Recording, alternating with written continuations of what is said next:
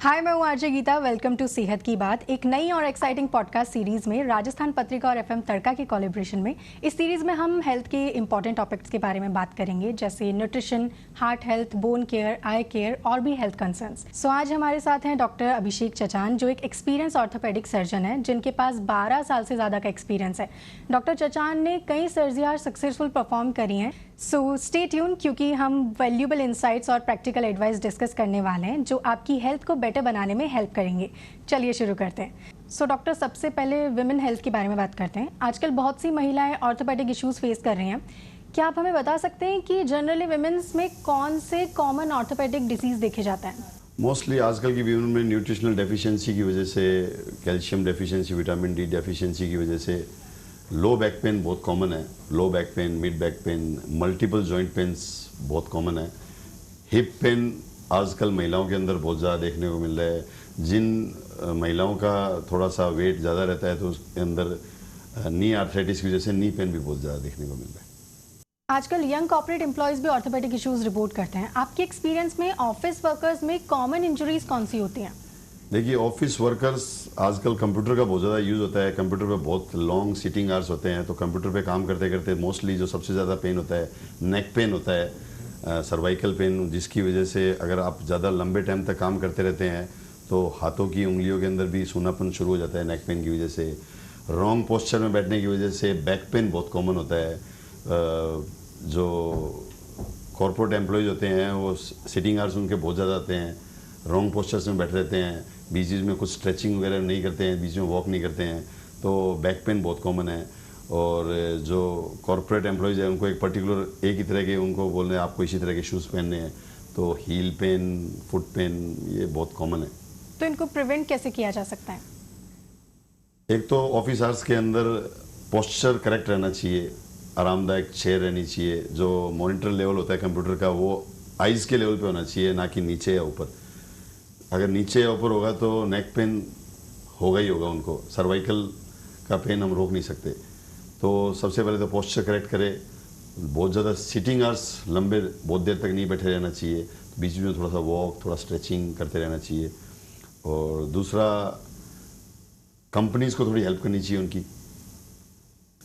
किस तरीके से हेल्प कर सकती हैं कंपनियां? कंपनीज़ को मतलब जैसे कोई जिसको बैक पेन के इश्यू रहते हैं तो उसको प्रोलॉन्ग स्टैंडिंग आवर्स के जॉब ना दिए जाए। कभी आपको खड़े रहने का काम नहीं है, आपको सिटिंग जॉब दिया जाता है। कोई पेशेंट रहता है, कोई सर्जरी के बाद जैसे आते हैं, कोई जिसने बैक की सर्जरी कराई है या किसी ने फ्रैक्चर की सर्जरी कराई है, तो उनका वर्किंग पैटर्न थोड़ा चेंज कर दिया जाए। उनको वर्क फ्रॉम होम दिया जाए, वर्किंग पैटर्न थोड़ा, उनको सिटिंग जॉब दे दिया जाए, पेपर वर्क दे दिया जाए, थोड़ा चलने फिरने का काम थोड़ा कम दिया जाए। और बहुत ही अच्छे रिलेशंस हो तो पेड लीव दे सकते हैं उसको। बिल्कुल। अच्छा, आजकल यूथ ना कंटिन्यू अच्छी हेल्थ के लिए वर्कआउट कर रहे हैं, तो अगर वर्कआउट करते वक्त लोअर बैक पेन में प्रॉब्लम हो तो अपने वर्कआउट रूटीन में वो कैसे मॉडिफाई कर सकता है? मेरे पास जो वर्कआउट करने वाले, जिम करने वाले लोग होते हैं, उनके बहुत सारे वो बहुत तरह के मेरे पास पेशेंट आते हैं। सबसे बड़ी प्रॉब्लम तो उनमें होती है वो वेट एक्सेस उठा लेते हैं रॉन्ग पोस्चर में विदाउट एनी सपोर्ट। तो जैसे आप बैक की एक्सरसाइज कर रहे हैं तो आपको एक बेल्ट आता है, लंबोसाइकिल बेल्ट, जो आपको सपोर्ट देता है आपकी बैक को, ताकि आपके बैक इंजरी ना हो जाए। शोल्डर का वेट उठाते टाइम आपको प्रॉपर पोजीशन लेनी चाहिए। ट्रेनर से मदद लीजिए, आप अपने आप से नहीं कीजिए। आपको एक्सरसाइज एक प्रॉपर तरीके से करनी चाहिए। ऐसे नहीं कि आपने यूट्यूब देखा और अपने हिसाब से एक्सरसाइज शुरू कर दी। वहाँ पे ट्रेनर रहते हैं जिम के अंदर, आप उनकी मदद लीजिए। नहीं तो शोल्डर डिसलोकेशन, शोल्डर इंजरीज बहुत कॉमन है। बिल्कुल। तो वर्कआउट के साथ हेल्दी जॉइंट्स और इंजरीज से बचने के लिए न्यूट्रिशन का क्या रोल है? देखिए, सबसे पहले तो आजकल जो जिम के अंदर बताया जाता है कि आप जल्दी बॉडी बनाने के लिए, जल्दी मसल बिल्डअप के लिए स्टेरॉइड ले लीजिए। मैं उसके लिए एकदम साफ मना करता हूँ, क्योंकि स्टेरॉइड से जॉइंट खराब होने का बहुत डर रहता है। बहुत सारे साइड इफ़ेक्ट्स है। नॉर्मल आप अगर शाकाहारी है तो प्रोटीन सप्लीमेंट्स में दालें, हरी सब्जियाँ, पनीर ये ले सकते हैं। बाकी आप एग्स का प्रोटीन सप्लीमेंट और भी ज़्यादा खाने का। और मार्केट के अंदर बहुत वैल्यूएबल मीन्स ब्रांडेड कंपनी आती है जो प्रोटीन सप्लीमेंट सप्लाई करती है।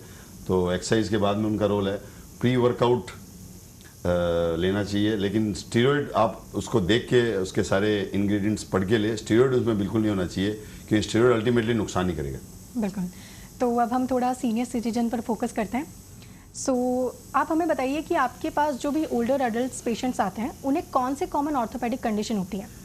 एल्डर्स के अंदर मेनली बोन डेंसिटी कम हो जाती है, जिसकी वजह से फ्रैक्चर रिस्क बहुत ज़्यादा बढ़ जाता है। मेनली हिप फ्रैक्चर, जो हिप की बोन होती है वो हिप जॉइंट, जो ये हिप जॉइंट है इसके पास में जो हिप का एरिया है ये काफ़ी वीक हो जाता है, जो गिरते ही मतलब घर के अंदर जो नॉर्मल डोमेस्टिक फॉल होते हैं उसी के अंदर इसका फ्रैक्चर होने के चांस ज़्यादा होते हैं। और ये हमारे स्पाइन की है, स्पाइन वर्टिब्राज है, ये बीच के अंदर डिस्क होती है वर्टिब्राज के बीच में, ये काफ़ी वीक हो जाती है ओल्ड एज के अंदर। तो जब इसके अंदर छोटा सा जर्क लगता है तो मतलब या डोमेस्टिक फॉल ही बोल दो आप, या दीवार से टकरा गए या छोटी सी चोट भी लग गई तो ये कंप्रेस हो जाती है, इसको कंप्रेशन फ्रैक्चर बोलते हैं, वर्टिब्रल कंप्रेशन। इसके अंदर ये जो स्पाइनल कॉर्ड होती है इसके डैमेज होने का डर रहता है, तो कभी कभी पैरों के अंदर सुनापन, कमजोरी भी आ जाती है। ये भी इंटरेस्टिंग होगा कि अगर जाने हम कि एक्सपीरियंस में कैल्शियम और vitamin D supplements bone loss prevent करने में कितने इफेक्टिव हैं? देखिए, कैल्शियम और विटामिन डी ये बोन हेल्थ के लिए बहुत ज़रूरी होता है, क्योंकि जो कैल्शियम हाइड्रोक्सी एपेटाइट जो क्रिस्टल होता है उसी से बोन क्रिस्टल्स बने होते हैं, बोन डेंसिटी उसी से बनती है। तो कैल्शियम और विटामिन डी रिच डाइट मैं अपने हर पेशेंट को बोलता हूँ, चाहे वो यंग हो चाहे ओल्ड हो, तो कैल्शियम रिच डाइट लेना बहुत ज़रूरी है। Calcium rich diet and vitamin D rich diet. और 35 के बाद में हर फीमेल को कैल्शियम सप्लीमेंट लेना ज़रूरी है। बिल्कुल। तो कैल्शियम डाइट में क्या क्या आता है? कैल्शियम डाइट के अंदर दूध है, दही है, हरी सब्जियां हैं, एग है, दालें हैं, मखाने जिसको आप बोलते हैं ये। और अच्छा, अगर कोई मेरी तरह लैक्टोज इंटॉलरेंट हो तो दूध की जगह वो क्या ले सकते हैं? दालें, हरी सब्जियां।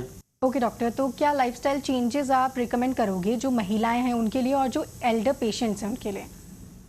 देखिए, लाइफस्टाइल चेंजेस के अंदर तो आपको रेगुलर वर्कआउट करना बहुत ज़रूरी है। एटलीस्ट अगर आप वर्कआउट के लिए नहीं जा पा रहे हैं जिम वगैरह, तो एटलीस्ट नॉर्मल मॉर्निंग वॉक आपको करते रहना चाहिए, योगा करते रहना चाहिए, और पीरियोडिक हेल्थ चेकअप बहुत ज़रूरी है। Periodic health checkup, calcium, thyroid, sugar level, जो जनरल हेल्थ चेकअप है वो करवाते रहना चाहिए, ताकि अपने को टाइम टू टाइम पता चलते रहता है कि हमारी बॉडी के अंदर क्या डेफिशिएंट है, हमारी बोन हेल्दी है या नहीं है। ओके, सो अब थोड़ा मज़ा कर लेते हैं। चलिए शुरू करते हैं। मिथ बस्टर्स अपन करने वाले हैं, तो quick and quick innovatives and fun round होने वाला है ये। मिथ बस्टर्स में अब मैं आपसे सवाल पूछूंगी।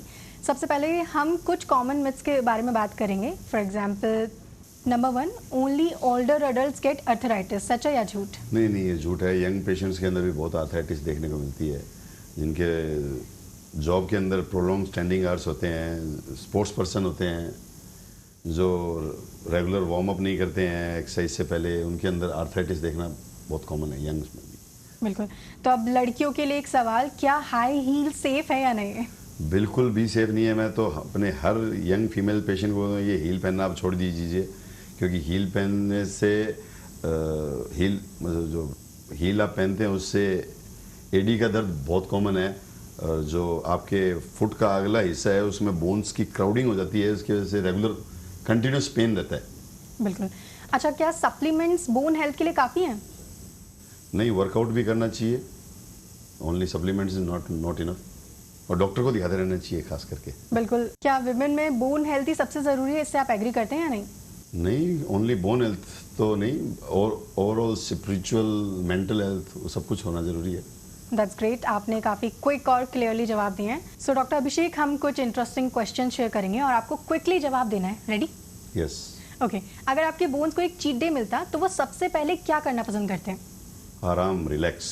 ओके, सबसे ज़्यादा कॉमन गलत फहमियाँ जो लोगों को बोन्स हेल्थ के बारे में होती हैं? कि एक्सरसाइज हार्मफुल होती है। ओके, आपकी पेशेंट से सबसे ज़्यादा फनी रिक्वेस्ट क्या आई है आपको? डॉक्टर साहब, मेरी हाइट कैसे बढ़ाएंगे आप? अगर बोन्स एक पार्टी होस्ट करते तो सबसे ज़्यादा फन कौन करता, नी, हिप या एल्बो? हिप। ओके, क्या कोई फूड है जो आप रिकमेंड करते हैं स्ट्रॉन्ग बोन्स के लिए? स्पिनच। एक फैक्ट जो आप लोगों के साथ शेयर करना चाहेंगे about bones? Do exercise regularly, take proper supplement food. Okay, that's great. अगर बोन्स को म्यूजिक सुनना पसंद होता तो उनका फेवरेट जॉनरा कौन सा होता? Rock music. ओके, बोन्स को सबसे ज़्यादा किस सुपर फूड से प्यार है? Milk. Thank you so much doctor Abhishek, ये इन्फॉर्मेशन हमारे लिसनर्स के लिए बहुत हेल्पफुल होगी। आपके वैल्यूबल टाइम और इनसाइट्स के लिए बहुत बहुत शुक्रिया। दोस्तों, आज के लिए बस इतना ही। अगर आपको ये एपिसोड पसंद आया तो हमारे चैनल को सब्सक्राइब करना ना भूलें और इस वीडियो को लाइक और शेयर ज़रूर करें। हमारे पास और भी फन और क्वर्की कंटेंट प्लान्ड है जो आपको एंटरटेन और इन्फॉर्म करेगा। नेक्स्ट एपिसोड में मिलेंगे एक नए एक्सपर्ट और नए टॉपिक के साथ। तब तक के लिए स्टे ट्यून, स्टे हेल्दी और सेहत की बात सुनते रहिए। Goodbye and take care.